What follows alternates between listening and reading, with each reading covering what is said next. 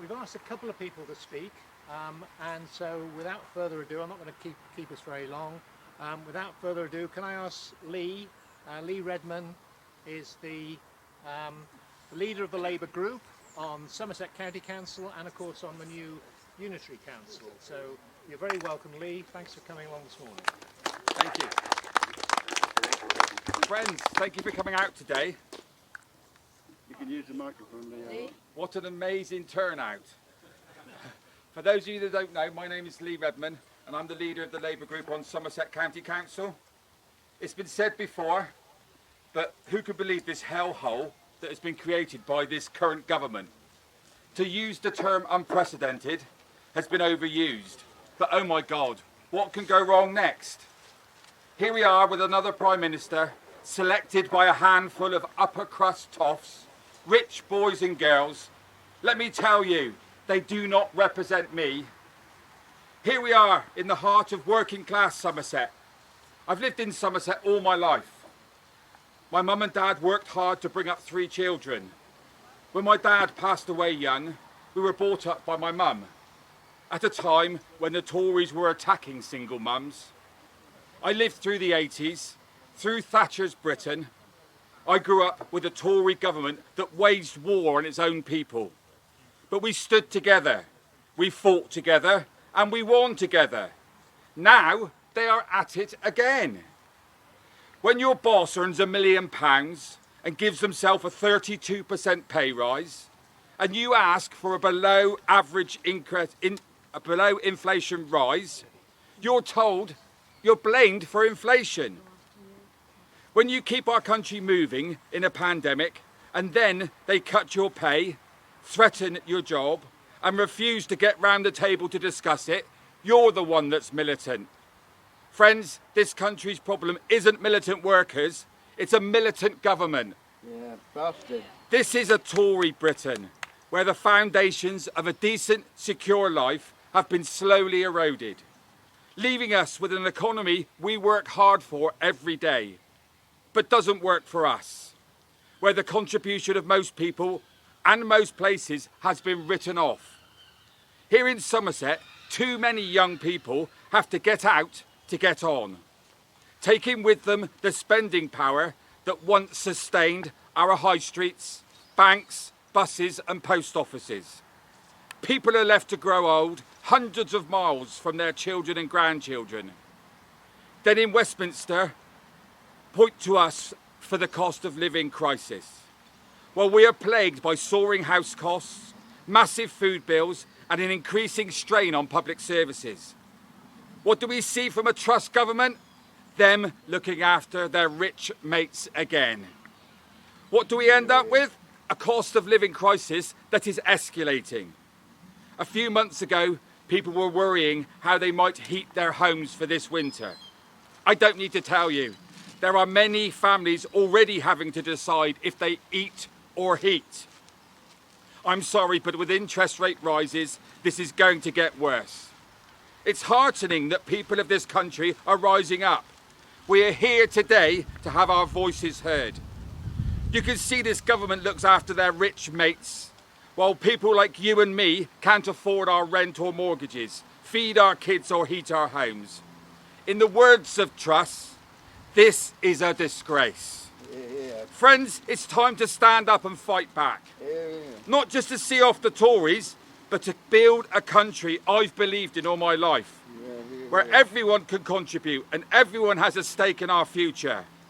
It will be the real wealth creators, the men and women who work in our shops, drive our buses, who deliver our mail, who produce our food, who care for our families and teach our children, who will make sure that we have what we need every day of our lives. It will be hard, but friends, let's rise to meet this crisis in a way we do in the South West. Let's stick together and help each other. We've done it before, we can do it again. And we will do it the only way that counts, together. In this country, it's time the people decides who run it. We've seen this catastrophe of a government. It's time for change. It's time for the public to have their say with the general election.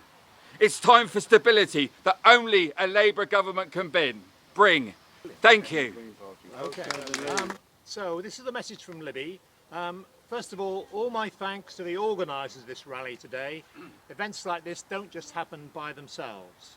And secondly, thanks to all of you for coming along to take time publicly to tell the government what you think of them. This government has been no more than a soap opera of events in recent months. A government that knows all about helping those that are already rich to get even richer, but knows nothing at all about how to support people who most need a strong state and the services it can offer. I believe our democracy has been undermined by this continuing soap opera, and I call for a general election so that we, the people, the voters, have a clear say in who runs our great country. We need change, and we need that change now. Thank you, Libby. A couple of weeks ago, I contacted Taunton Citizens Advice to ask about the impact that the cost of living crisis is having on their workload. This is a crisis that began 12 years ago, and successive Conservative governments have been starving our essential services and driving good people out of working in them ever since. Citizens Advice has seen a rapid increase in problems associated with household debt, with rising energy costs and rapid inflation eating into their budgets. They foresee this trend being maintained in coming months. They work alongside food banks, and what they see is the number of households in serious difficulties rising to alarming levels, even in a relatively prosperous area such as Somerset. Since 2019, they've seen a 140% increase in clients struggling with council tax arrears, energy debts almost doubling, and 129% more clients with housing problems. Nearly 16,000 Somerset people seeking help through the Household Support Fund. 84% asked for help with energy costs, 81% with food costs. The number of single parents seeking help from this fund was 5 times greater than in the general population. Citizens Advice research is showing that, as well as energy prices rising, families in Somerset face a high level of housing costs in relation to wages, along with increasing public transport costs and decreasing services. Incredibly, energy companies are switching people who are behind with their payments onto the even more expensive prepayment meters. It's shocking. The Resolution Foundation predicts that households will face bills around twice as high as last year. Citizens Advice's data tracking suggests that current government support provides only temporary relief for the poorest families. Pressures again build up, forcing families to seek debt advice and support from local food banks. Recent research by Taunton Citizens Advice showed that people on benefits or in low-paid jobs are either not even making ends meet or had very little left over to pay everything except essential food bills. These pressures are certain to lead to mounting debt and insecurity, including homelessness and health crises, and Citizens Advice has asked Taunton MPs to urge the government to address the underlying problems experienced by poorest families in society, to more directly target those on below average incomes, particularly people with disabilities who are experiencing severe hardship, and to focus future support on those whose quality of life is most badly affected, those with the lowest incomes, not those with the largest bills. There's a mountain of evidence here. To ignore it will result in the need for even greater financial strain on frontline services. We have another new Prime Minister, one who boasted to his party faithful of having diverted funds from places like Somerset to the more affluent parts of the country, who refused to attend the COP27 summit on the climate crisis this weekend, and who instead is busy preparing to impose further cuts on our precious public services. What we don't need is another austerity government. What we do need is an early general election. Can you hear me? It's about as loud as I'll get, yeah? Yeah. My name is Sigurd.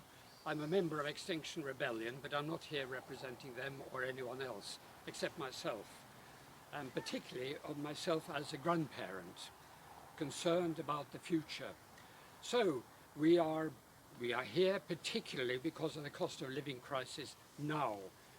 There's no doubt about it. Solutions to that need to be found now. They must not be, it must not be delayed. However, at the same time, we've also got a long fuse to do with the climate crisis. They have a lot in common. It's only the timescale that makes a difference. What they're about is inequality.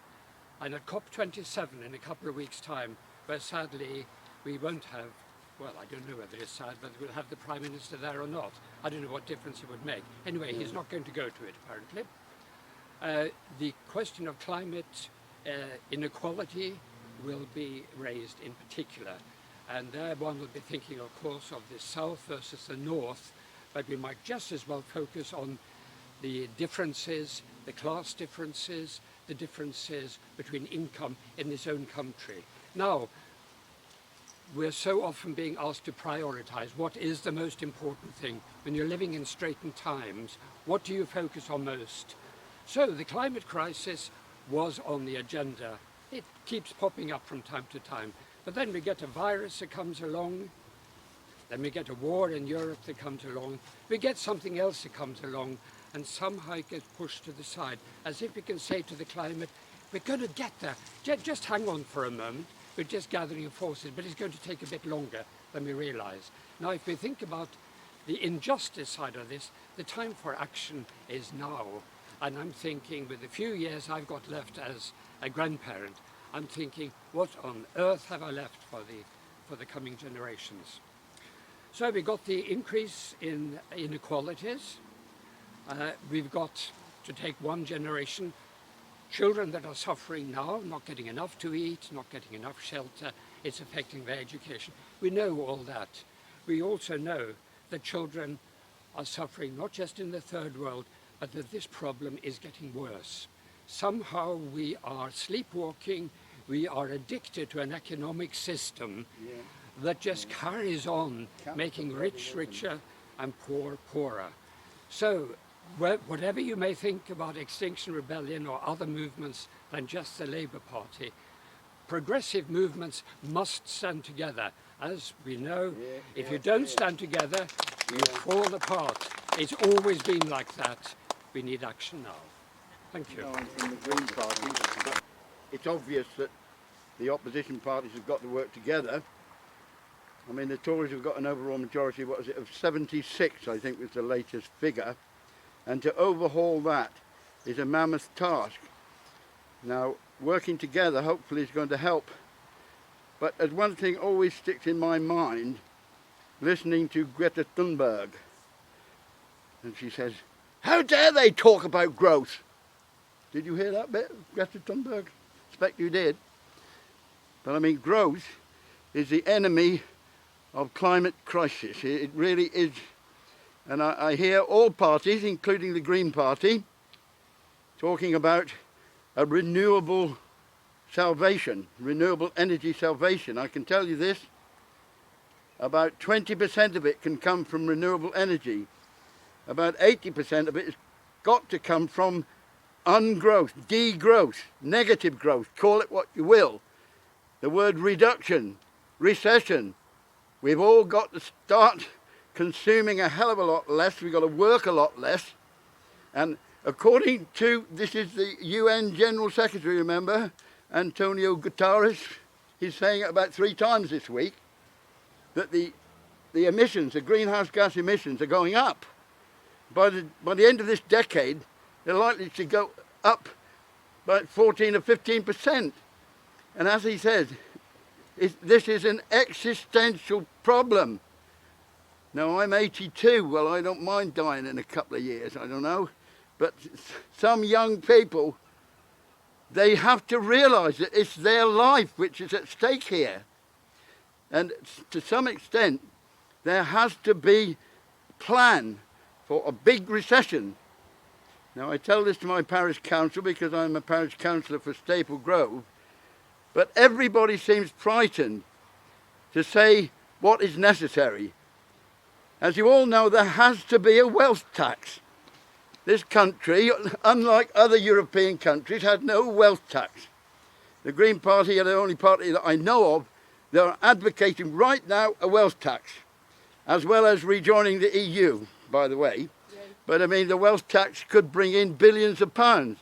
It's estimated anywhere between 70 billion pounds could be brought in, depending on the level of wealth tax. I mean, if the Green Party were just talking about the top 1% of the richest people in the country. If they paid a wealth tax, it would probably raise about 30 to 40 billions. But for some reason, the Labour Party has been a little bit frightened of mentioning a wealth tax, and we need to mention it. Yeah, but anyway. I'm Taunton Dean Trades Council, who's just going to bring us a few words of solidarity from the trade union. Yeah, well done, Liz. Thank you. I'm going to shout from here because I've got the banner around my neck. Can you all hear? Yes. Fantastic. Okay, I wanted to first of all say that Taunton and West Somerset Trades Council has something like 20 organisations affiliated to it. When I say organisations, I mean trade unions, branches, the regional districts, and it represents so many thousand workers in this area. And we bring our solidarity greetings to you all here, and a huge thank you, and especially to Brenda, but everybody who's helped her, for organising this event today. We've been doing our best to publicise it. Now, Brenda said there aren't so many people here. Now, I think that to have between 30 and 40 people walking through the streets of Taunton on a wet I'm getting ahead of myself, a wet October morning is absolutely brilliant. And it's not just Brenda, it's not just who's here. It's that all your publicity went all over the town, so even if people are not here, they know we're doing it. The people that we walk past, they know we're doing it. And I think the important thing is to stress, to stick together. Now, we've had picket lines, I think they're telling me for the first time since the mid-1990s. We've had picket lines in Taunton since the end of June. RMT Rail, RMT Bus, UCU, CWU, and that action is going on and on and on. And at every picket line, they say we are not going to give up. And they're not going to give up because there is no reason that any working person in this country should be forced into voting to accept a pay cut. There is no reason why any former worker should have to accept falls in pension and live their last years in poverty. And that is exactly what this government would like us to do. They absolutely don't care. We need them out as quickly as possible, because if we don't stick together, it will get an awful lot worse. And we must stick together. I know that there are members of at least 3 left parties here this morning, so that's absolutely great. But anyway, the member unions send you solidarity greetings. We have an event organised for the Saturday the 3rd of December in Taunton Town Centre. We're going to meet at about 12:30 in the middle by the parade where we stop to have our pictures taken. And we're going for a big rally then in Temple Methodist Church. We've booked the church for that. It isn't a Trades Council rally, it's an all of us rally. It's for the parties, it's for the trade unions, it's for all the organisations that support the community, and it is for every individual who wants to support the struggle. The Saturday the 3rd of December, but I've got the Labour Party on the list, Estelle. It's all gone out, the early things. So, solidarity, keep it up. It is fantastic that we're here, and we will win. The Tories will be out, and we will build the kind of Britain that has been described here this morning. Thank you all.